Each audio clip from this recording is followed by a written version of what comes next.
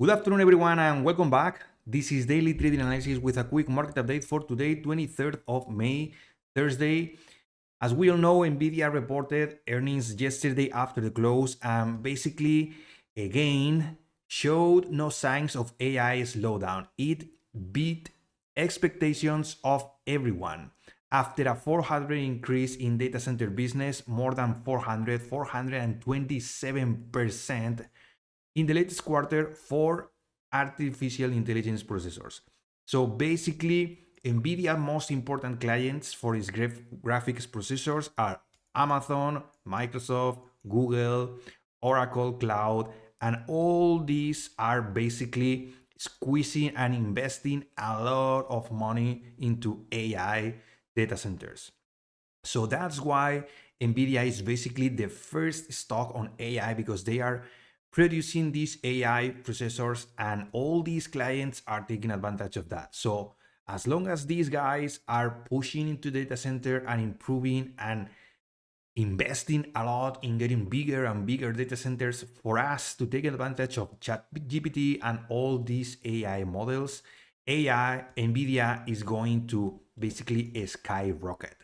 And these numbers are pretty damn crazy, because it's not only first quarter revenue was 22.6%, up 23% from quarter to quarter. It's 427% from a year ago. And it's also unveiling the new Blackwell platform. It's also announcing Nvidia Spectrum X100 switches. It's also investing in gaming and AI. In gaming and AI PCs, professional visualization, automotive and robotics. So basically Nvidia is the mother and godfather of AI.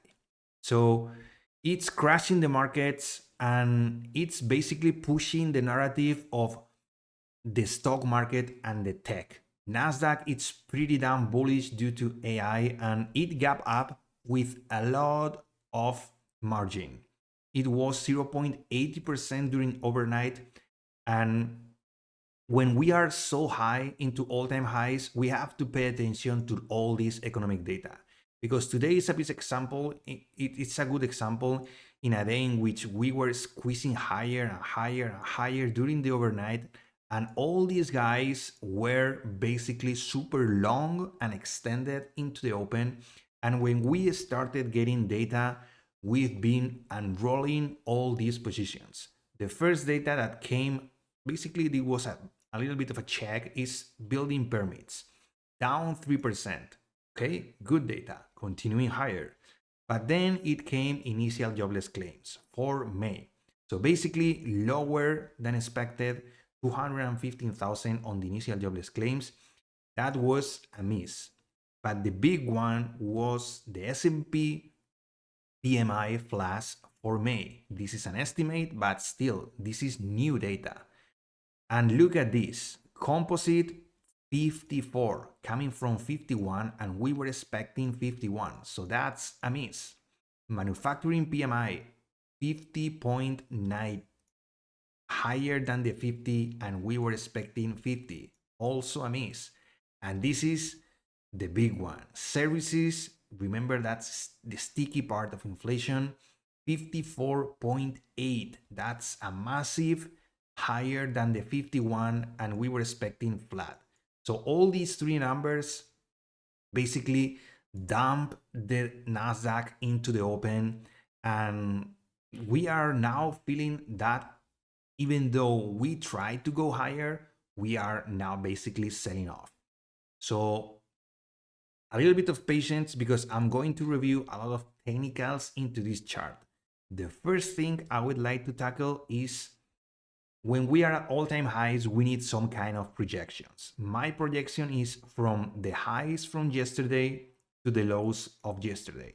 If we put a Fibonacci from highs to lows and we project higher, the -1, the -1.5, and so on, we have into the open, we have this kind of structure. Let me just put it here. So this is the structure that I was planning into today. So basically, we got the yesterday's range and also this push higher into the earnings. So Nasdaq at this -1 projection would be at 1.30. At this 1.5 projection, we would be at 1.5.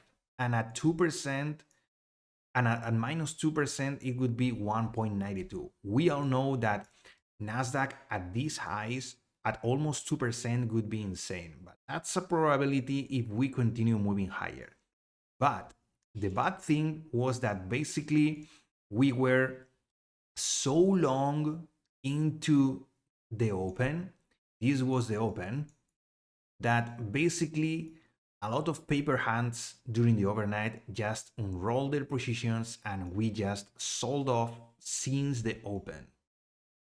An entire 1% down move since the open, it's pretty damn bad. -1% right now. So even though Nvidia it's 11% into, look at this, it's pretty crazy. The rest of the Nasdaq at this, it's all red, because basically the economic data, the fundamentals are not helping. So now let's review my trades, because I was trying to buy the pullback during the overnight and I was having this kind of, let me just go again to this. This was even lower. So basically here was my trade. So this was my pullback. My setup basically was this 15-minute chart. As you can see, there were a lot of possibilities for a pullback down here. This was the zone, which is basically the 15-minute fair value gap plus the 5-minute fair value gap, the zone that I would like to buy multiple contracts down here, but I couldn't get this price. So I was watching this curl, and then on this higher low, I had to buy, managing my risk, because the Nasdaq was not providing me a better opportunity. So sometimes you just have to find a subpar setup. In this case was not subpar, not a lot, because I was still getting this value down here, this double bottom, push higher, and a pullback into a fair value gap. The first candle to make a new high, the stop at the lows was a 5-point risk for a 4.70 risk reward ratio to basically take out pre-market highs. I was trying to get 19,000, but at this point, I was just trying to set up for a scalp. As we can see, we have an SMT at this point, because when we squeezed higher, we tapped pre-market high and we continue higher. The ES was lagging behind. The ES was doing a lower high down here, while the Nasdaq, pushed by Nvidia, was doing a higher high. So that was the first sign of basically divergence. So the 19,000 level was this yellow dot line, and we squeezed higher, and who knows who is basically short selling the Nasdaq up here, but I wouldn't. This was the candle of the PMI flash, and then all started to dump. Look at this dump, because into the open we started accelerating and accelerating and accelerating, and today was basically the best trade of the day. Was this tapped into the inverse fair value gap. That was the first and the best trade of the day. What else we can have post? So I got another trade, another long, basically at these lows. I was patiently waiting for this low. This low was pre-market low. Once we tapped that, I tried another long. So this was the consolidation and the move higher. Look at this setup. And that was the setup that I was watching specifically here. So this was the setup. This was looking pretty good. And the moment in which we had a lower high here, I put my stop at break even. I was counter trading, and I usually like to just break even if I don't feel confident seeing new information, new price action. And that's why I put my stop here at break even. The setup was, as usual, fair value gap into the first candle to make a new high for a move higher. My target was this same liquidity on the fair value gap inverse. I knew that most probably short sellers would add here, but at least I would have some kind of trade. I was also watching the behavior of the Nasdaq at this zone, that previously this was the zone I would like to buy, but perhaps was resistance. So basically I was mitigating my risk by putting the stop at break even. And fortunately I did that, and because we dumped into yesterday's low, and this orange line is yesterday's all-time highs.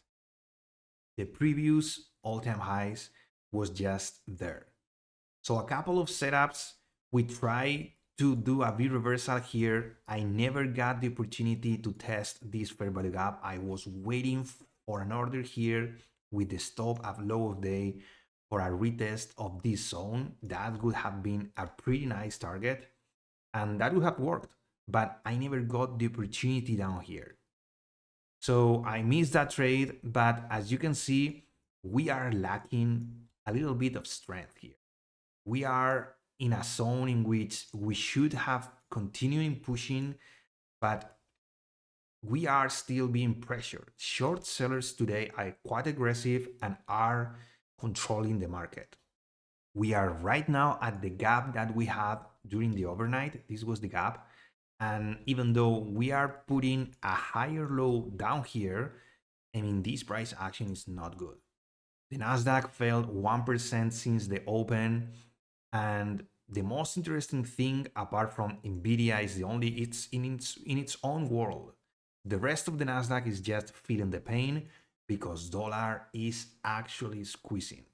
Dollar is quite strong today, 0%, but since the start, look, this was the PMI, and then look at this. This is super bullish. So since the PMI, dollar just went up 0.30. And not only that, this is the concerning part. Look at yields. This is the 2-year yield, up 1.30% today, pushing 5% at 4.93. And the 10-year is also 1.24%. It's pushing 4.5% right now at the 20-day moving average. Remember that we had a nice push lower, but we are rejecting that. So yields are showing the narrative of higher for longer. As you can see, this is CQX. It's November. Contract interest rates are pushing 5.13. It's basically no cut for this year. Excuse me. So bonds market are no longer pricing in a rate cut in November. They are pricing a rate cut in December. So today's numbers affected everything. Small caps are down 1%. Bigs, it's actually pretty destroyed. Treasuries are in the red. Apple, Microsoft, Tesla, Amazon, Google, everyone is down. And financials, the motor, the heartbeat of the economy are all in the red. So today is a day in which we had a bullish catalyst from yesterday, but I think this zone was basically annihilated with fundamental catalyst. Nvidia, it's not able to push the Nasdaq higher because everyone is basically it's basically fearing and concerning a lot by this PMI and this inflation and this narrative of the Fed that are higher for longer. They don't trust inflation going down. They think that perhaps we will not be able to cut any rates. So this is the market adjusting this narrative. And I would like to just show you one last thing. This was yesterday's all-time highs, and this was the line. This zone, it for me is critical to hold. We have a fair value gap down here, so I wouldn't be surprised if we just go there. And then at this point, we have to see if we continue higher and we make a higher low, or we just do a lower high, and basically this setup, it's what I would be more concerned about. The all-time highs breakout, fail breakout, and then the change in direction. So this is what I would be watching for next week, because tomorrow is Friday and Monday next week it's a bank holiday, Memorial Day. And I think all the participants are not going to buy the Nasdaq or these markets ahead of the bank holiday. So I wouldn't be surprised if we start seeing these kind of levels tomorrow and next week, and we continue drifting lower. So if you were short today, congratulations. If you were long like me, you had to be really patient to really trade this market today. I had my opportunity, but that wouldn't last. I just took 24 points. That's enough because I'm having a pretty nice week. But as you can see, the 30-minute chart is showing quite a big surprise. This was a failed breakout into a breakdown with a lower high being pressured by an inverse fair value gap. So I really think that today has changed the sentiment, and at least tomorrow and early next week, we are going to see more push down on the Nasdaq. So stay safe, be patient, manage your risk, because looks like we are going to see a little bit more rate, more days of red, because the catalysts on the fundamental side are pretty concerning. So that's all from my side. I hope you found this video useful.